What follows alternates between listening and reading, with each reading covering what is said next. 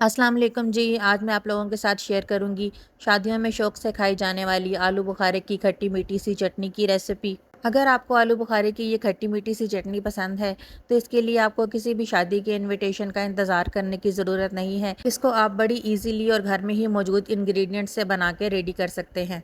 तो चलिए इस मज़ेदार सी रेसिपी को बनाना स्टार्ट करते हैं।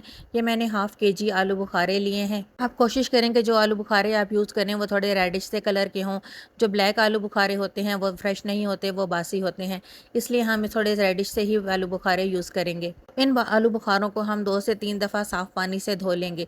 इस तरह पानी डालेंगे और इसको थोड़ा सा मल मल के धोएंगे ताकि इसके अंदर मौजूद धूल मिट्टी और तिनके वगैरह निकल जाए। इनका सारा पानी हम रिमूव कर देंगे।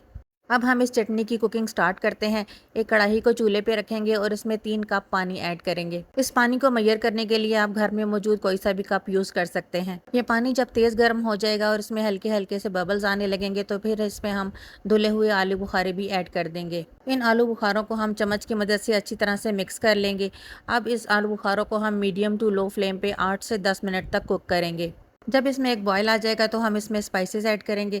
स्पाइसेस में मैंने जस्ट 2 चुटकी रेड चिली पाउडर ऐड किया है, 2 चुटकी ही इसमें ब्लैक पेपर ऐड किया है और 2 चुटकी ही इसमें भुना कुटा ज़ीरा भी ऐड कर दिया है। इन स्पाइसेस को भी हम आलू बुखारों के साथ अच्छी तरह से मिक्स कर लेंगे। हर 2 मिनट के बाद हम इन आलू बुखारों में चम्मच हिला के इसको अच्छी तरह से मिक्स करते जाएंगे। 7 से 8 मिनट में हमारे आलू बुखारे अच्छी तरह से गल चुके हैं और ये काफ़ी हद तक फूल भी गए हैं। अब हम इसमें हाफ कप शुगर का ऐड कर देंगे। अगर आप चाहें तो इसमें गुड़ या शक्कर का यूज़ भी कर सकते हैं। इस शुगर को भी हम आलू बुखारे के साथ अच्छी तरह से डिज़ोल्व कर देंगे। अब हमने इस शुगर का पानी भी ड्राई करना है, इसलिए हम इसको मज़ीद 5 से 6 मिनट तक कुक करेंगे। इसके साथ ही मैंने इसमें 1/4 टीस्पून काला नमक भी ऐड किया है और 2 चुटकी ही सफ़ेद नमक ऐड किया है। काला नमक ऐड करने से इसका टेस्ट बहुत ज़्यादा अच्छा हो जाता है। इस स्टेज पे अगर आप चाहें तो इसमें ऑरेंज या रेड फूड कलर भी ऐड कर सकते हैं, लेकिन मैं इसको आज नेचुरल कलर में ही बनाऊंगी। शुगर का सारा पानी ऑलमोस्ट ड्राई हो चुका है और ये काफ़ी हद तक थिक हो गई है। हमने इसको बहुत ज़्यादा थिक नहीं करना, थोड़ा लिक्विड फॉर्म में ही रखना है क्योंकि ये ठंडी होने के बाद और भी ज़्यादा थिक हो जाती है। अगर आपको इसका लिक्विड बहुत ज़्यादा लग रहा है तो आप फ्लेम को हाई करके इसका एक्स्ट्रा पानी जल्दी से ड्राई कर सकते हैं। इस चटनी को हमने एक्स्ट्रा कुक नहीं करना, वरना आलू बुखारे अलहदा हो जाएंगे और इसकी गुठलियाँ अलहदा हो जाएंगी। हमारी ये आलू बुखारे की चटनी रेडी हो चुकी है। हम फ्लेम को ऑफ कर देंगे और 1 टेबलस्पून भर के इसमें 4 मगज़ ऐड कर देंगे। अगर आप चाहें तो इसमें छिले हुए बादाम भी ऐड कर सकते हैं। इसके साथ ही इसमें 1 टेबलस्पून वाइट विनेगर भी ऐड करके अच्छी तरह से मिक्स कर लेंगे।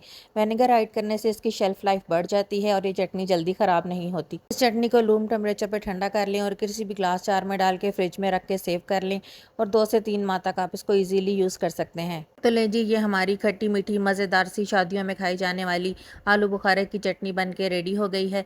रेसिपी अच्छी लगी हो तो ट्राई ज़रूर कीजिएगा और अपने फ्रेंड्स और फैमिली के साथ शेयर भी कीजिएगा। फिर मिलेंगे किसी और वीडियो में किसी और रेसिपी के साथ। तब तक के लिए बाय बाय।